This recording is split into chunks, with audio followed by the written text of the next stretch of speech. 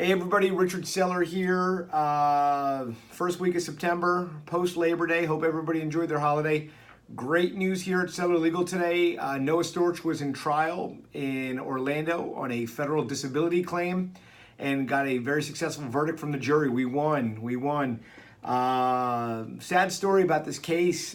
We'd represented this client for 3 years, since August of 2015, and the client, just to give you the short story, it's a disability case, was a young kid, maybe 20, 21, who suffers from diabetes. And he went to go work on a construction site, and because of his diabetes, he explained to the employer that he needed to take like a 5-10 minute break every hour just to drink a Gatorade and check his blood sugar levels. Well, the employer initially said no problem, but they grew real tired of accommodating him.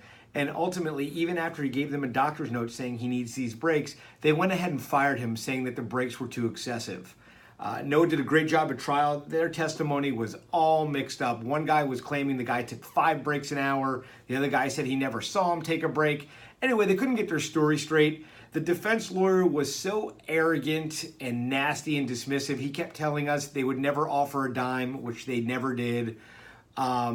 And he kept telling us the case will never even get to a jury because they're going to get it dismissed and rah. We don't scare very easily, as you know. Noah took the case to trial, and the jury found in our favor. And the smug look on that defense lawyer's face is worth $1 million. And now they're not only responsible for paying our client the damages that he's owed and that the jury awarded him, but now they also are going to have to pay the attorney's fees and costs that we've incurred over 3 years. So, smug defense lawyer, take that. The lesson to be learned here is obviously with regard to disability laws, employees are entitled to an accommodation in the workplace so long as it's not an undue burden on the employer.